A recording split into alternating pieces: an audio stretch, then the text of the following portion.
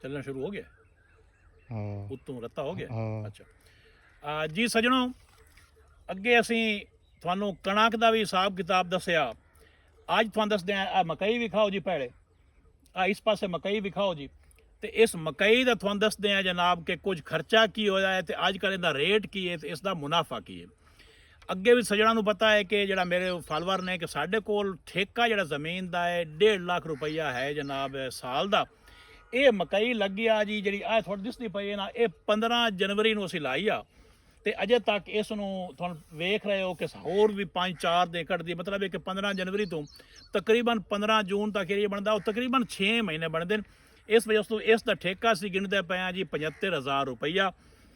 75,000 ਦਾ ਠੇਕਾ ਹੈ। 2014-29 ਲੱਗੋ ਹੋਇਆ ਹੈ, ਇਹਦਾ 20,000 ਦਾ 20 ਆਇਆ ਜੀ। ਜ਼ਮੀਨ ਦੀ ਤਿਆਰੀ ਜਿਹੜੀ ਹੈ ਰੂਟਾ ਸ਼ੂਟਰ ਮਾਰ ਕੇ ਸਾਰਾ ਕੁਝ 20,000 ਰੁਪਈਆ ਅਸੀਂ ਉਸ ਦਾ ਪਾਇਆ। ਲਵਾਈ ਜਿਹੜੀ ਆ ਫੀ ਏਕੜ 3,000 ਰੁਪਈਆ ਅਸੀਂ ਲਵਾਈ ਉਸ ਦੀ ਪਾਈ ਹੈ। 2 ਬੋਰੀਆਂ ਅਸੀਂ DAP ਦੀ ਪਾਈ ਹੋਈਆਂ 26,000 ਦੀ ਉਹ ਹੈ। ਸਪਰੇ ਜਿਹੜਾ ਅਸੀਂ ਜਿਹੜੀ ਬੂਟੀਆਂ ਵਾਸਤੇ ਖਾਦਮੇ ਨੇ ਕੀਤਾ ਨਾ ਗੰਦ ਛੰਦ ਵਾਸਤੇ, ਉਹ 3,000 ਦਾ ਹੈ। ਜਿਹੜੇ ਕੀੜੇ ਮਕੌੜੇ ਵਾਸਤੇ ਸਪਰੇ ਅਸੀਂ ਕਰਦੇ ਹਾਂ, 2 ਸਪਰੇ ਮਕਈ ਨੂੰ ਅਸੀਂ ਕਰਦੇ ਹਾਂ 3,000 ਦੇ, ਉਹ ਲਾਏ ਨੇ ਅਸੀਂ। ਦਾਣੇਦਾਰ ਦਵਾਈ 2 ਵਾਰੀ ਅਸੀਂ ਕਿਰਦੇ ਹਾਂ ਜੀ ਗੱਬੇ ਦੇ ਵਿੱਚ, ਉਹ ਹੋ ਗਈ ਜਨਾਬ 5,000 ਦੀ। 5 ਬੋਰੀਆਂ ਸਾਨੂੰ ਯੂਰੀਆ ਅਸੀਂ ਅੱਗੇ ਰੂਟੀਨ ਵਿੱਚ ਪਾਉਂਦੀਆਂ ਜੀ 25,000 ਦੀ ਉਹਦੀ ਮਜ਼ਦੂਰੀ ਸਮਾਇਤ ਉਹ ਹੈਗੀ ਜੀ। ਨਾਈਟਰੋ ਇਹਨੂੰ 1 ਏਕੜ ਨੂੰ 1 ਬੋਰੀ ਆਈ ਹੋਈ ਹੈ ਜੀ। ਪੋਟਾਸ਼ ਇਸ ਨੂੰ ਅੱਧੀ ਬੋਰੀ ਆਈ ਹੋਈ ਹੈ 6,000 ਦੀ ਹੈ।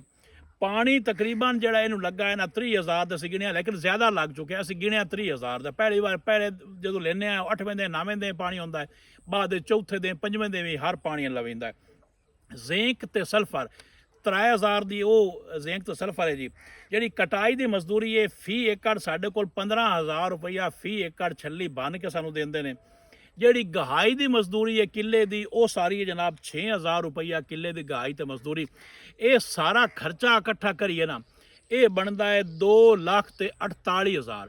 ਜਿਹੜੀ ਇਹ ਐਵਰੇਜ ਅੱਗੇ ਵੀ ਅਸੀਂ ਲੈਂਦੇ ਹਾਂ ਨਾ ਇਧਰ ਨਾਲ, ਉਹ ਐਵਰੇਜ ਤਕਰੀਬਨ 110 ਮਣ ਦੀ ਅਸੀਂ ਐਵਰੇਜ ਰੱਖਦੇ ਪਏ ਹਾਂ। 110 ਮਣ ਐਵਰੇਜ ਜਿਹੜਾ ਰੇਟ ਹੈ ਇਸ ਵਕਤ ਅੱਜ ਦਾ ਰੇਟ ਚਨਿਓਟ ਮੰਡੀ ਦਾ 1700 ਤੋਂ ਲੈ ਕੇ ਤੇ 2,200 ਰੁਪਏ ਤਾਈਂ ਰੇਟ ਹੈ ਉਹ ਸਿੰਨੀ ਜਾਂ ਸੁੱਕੀ। ਉਸ ਹਿਸਾਬ ਨਾਲ ਅਗਰ ਅਸੀਂ ਉਹ 2,000 ਵੀ ਰੇਟ ਐਵਰੇਜ ਲਾਵੀਏ ਨਾ ਤੇ ਉਹ ਬਣਦਾ ਜਨਾਬ 2,20,000 ਰੁਪਈਆ ਬਣਦਾ। ਇਹਦਾ ਆ ਗਿਆ ਜੀ ਟੋਟਲ ਰਕਮ ਬਣ ਗਈ ਇਹਦੀ ਸਾਰੀ, ਔਰ ਇਹਦੇ ਚੋਂ ਖਰਚਾ 2,48,000 ਕੱਢ ਲਵੇ ਨਾ ਤੇ ਉਹ ਜਨਾਬ ਜਿਹੜਾ ਪਿੱਛੇ ਘਾਟਾ ਹੈ ਉਹ 28,000 ਰੁਪਈਆ ਕਿੱਲੇ ਦਾ ਘਾਟਾ ਹੋਵੇ ਤਾਂ ਇਸ ਮਕਈ ਦਾ ਸਿਰ ਦੁੱਪਦਾ ਹੈ ਕਿਸਾਨ ਦਾ। ਇਤਨਾ ਹੀ 30 ਤੋਂ 35,000 ਰੁਪਈਆ ਕਣਕ ਚ ਪੈ ਗਿਆ ਤੇ ਹੁਣ ਇਹ ਰੱਬ ਦੇ ਕਰਨੀ ਐਸੀ ਹੋਈ ਹੈ 28 ਤੋਂ 30,000 ਕਿਸਾਨ ਦਾ ਇਸ ਤੋਂ ਪੈ ਗਿਆ ਹੈ। ਜਿਨ੍ਹਾਂ ਕੋਲੋਂ ਠੇਕਾ ਲਏ ਉਹ ਆਂਦੇ ਨੇ ਜਨਾਬ 1.5 ਤੋਂ ਵੀ ਹੁਣ ਬਤਾਓ। ਤੇ ਇਹ ਸੂਰਤ ਹਾਲ ਹੀ ਨੇ ਕਿਸਾਨ ਦਾ ਦੁੱਧ ਤੇ ਜਿਹੜਾ ਸਨਅਤਕਾਰ ਹੈ ਉਹਦਾ ਪਾਣੀ ਉਹਦਾ ਰੇਟ ਇੱਕੋ ਜਿਹਾ ਹੈ। ਦੁਆ ਹੀ ਹੈ ਜੀ ਮੁੜ ਵੀ ਮਾਫੀਅਤ ਅਸੀਂ ਹੋਇਆ ਸੇ ਜੀ। ਰੱਬ ਰੱਖ।